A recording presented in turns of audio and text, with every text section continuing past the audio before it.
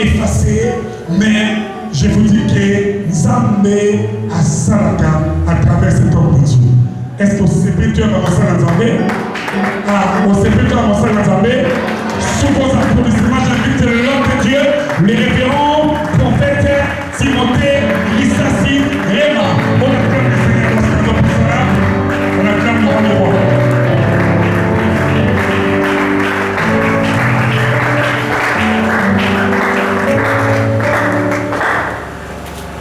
Merci Seigneur pour la faveur et grâce, pour l'opportunité, au nom de Jésus. Amen. Veuillez vous asseoir pour mon frère là. Merci. Merci na nzambe à cette occasion. Merci na Saint Nzambe. Merci na bureau. Merci na bisous de la capacité. Merci pour l'église et la bisous. Toujours parler d'un thème de ces années, une génération sans foi, et notre vient. C'est le texte très bien d'Ecclésiaste chapitre 1, verset 4. Mais je vais me servir d'un autre verset, Exode chapitre 3, verset 6. Tout écoutant mon mot, avec le respect des Écritures, on peut se tenir debout. J'ai lu la parole au nom de Jésus. Exode chapitre 3, verset 6. J'ai lu la parole au nom de Jésus. Il ajouta, je suis le Dieu de ton père, le Dieu d'Abraham, le Dieu d'Isaac, le Dieu de Jacob. Et Moïse se cacha le visage car il craignait le regard de Dieu. Merci. Revoir. Toujours là, il y a génération, il y a un verset que j'aime bien. Bible dit dans Genèse chapitre 1, verset 1, au commencement, Dieu créa. Lorsque la Bible dit au commencement Dieu créa, le commencement ne veut pas dire que Nzamba Bandaki. Mais le commencement voulait dire seulement que Nzamba Bandaki dans l'éternité pour faire exister le temps. Et pourquoi le temps a-t-il été créé? Le temps a été créé pour marquer la durée d'existence de chaque chose. Être végétal, animal et humain. Aucun être, aucune créature ne pouvait demeurer éternellement sauf l'esprit de l'homme. Car l'homme est un esprit, il vit dans un corps et il a une âme. Et toute créature devait avoir un temps, un règne et une domination avec un délai déterminé.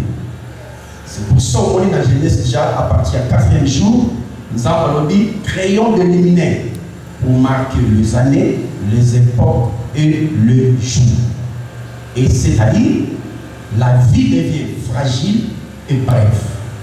La vie est comme le la course à relais, matin, au qui, on peut s'y battre l'autre, et ainsi de suite. C'est-à-dire que chacun doit exploiter le temps aux Amapé-Sipanae pour tant que chacun doit exploiter sa grâce, dans timing, parce qu'après lui, une autre grâce viendra dans son timing. Ainsi, lorsqu'on voit les époques, c'est dans les époques que doit trouver ma génération. Parce que la Bible dit que créons le luminaire pour marquer les jours, les années et les époques. C'est les époques que les générations sortent. Pourquoi? La définition de la génération, si vous interrogez les gens qui font la sélection sociale, dans les types démographiques, on dit la génération est considérée comme une sous-population dont les membres ont eu à vivre dans une époque historique. 1. 2. Ils ont eu en partage quelques valeurs en commun. Et 3. Ils ont eu à passer des moments, des histoires, des circonstances ensemble.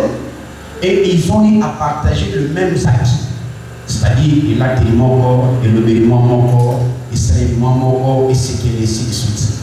Ainsi, on estime la durée d'une génération par rapport, il y a un moment où la population est un peu de Kuzonga, ils ont une étape encore plus notre étape, c'est-à-dire de 20 à 25 ans. Parce que c'est à partir de 20 ou 25 ans qu'on peut passer facilement à une autre génération. Parce que c'est le cycle marqué pour le renouvellement de la population jeune et comme Nicolo, enfance, comme jeune, jeune, comme adulte, adulte, comme la vieillesse. Donc on estime 4 générations dans la vie qui sont courantes comme ça. Et d'ailleurs, on dit que en 1945-1965, on les appelle baby boomers, ça veut dire les gens qui ont vécu le vieux moment, et les gens qui sont nés des 65 à 80, on les appelle génération X, des 80 à 2000, on appelle génération Y, et de 2000 à nos jours, on les appelle génération Z. Parce que vous avez encore temps, dans 2025, pour que l'appellation se renouvelle, parce qu'après 4 générations, on va renouveler les appellations. Et nous ici, nous ne parlons pas de génération à vie courante, mais nous parlons des générations dans les ministères. Et lorsque Dieu rencontre Moïse, alors dit, je suis le Dieu de ton père. Ça veut dire, nous allons amener à l'ancienne génération. En fait, l'œuvre de Dieu, c'est la continuité de valeur, mais la rupture des antivaleurs, et non le contraire. Nous avons dit continuité à la valeur, à protéger, mais rupture, il y a antivaleur, il y a beaucoup. Mais ce que nous avons comme continuité à l'antivaleur, rupture, il y a la valeur, c'est le désobéissance. Je suis le Dieu d'Abraham. Abraham, c'est une génération. Je suis le Dieu d'Isaac. Isaac, c'est une génération. Je suis le Dieu de Jacob. Jacob, c'est une génération. Et il parle à Moïse. Moïse, il passe à la génération. Dans le cadre du ministère, à partir de 13 ensemble, on estime qu'on a 3 générations plus 1. Dans le 4, pourquoi vous allez comprendre? On a 3 générations plus 1. Dans le associé. Ça reste comme ça. Pourquoi on a fait un mot? On va comprendre après. Abraham, c'est la génération des pères. Dans le père, on entrevoit des patriarches. Isaac, c'est la génération des aînés. Les gens qui seront de futurs pères. Jacob, c'est la génération montante qui vient avec la flamme pour préparer relève pour devenir des aînés. Mais Moïse qui est-il? Mais quand on regarde l'histoire d'Abraham, même quand Dieu dit Abraham, ta descendance c'est au côté de mais j'enverrai quelqu'un dans le cité après 4 ou 5 même Abraham dans son viseur prophétique ne pouvait pas voir Moïse.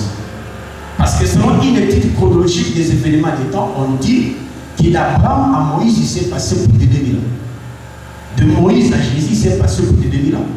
Et de Jésus à nos jours, c'est plus de 2000 ans. C'est-à-dire que même si vous avez Abraham photo, même Moïse, à une moment de photo. C'est-à-dire que Moïse, c'est une réserve stratégique. On nous a mis Bombelaki pour accomplir la promesse faite à Abraham.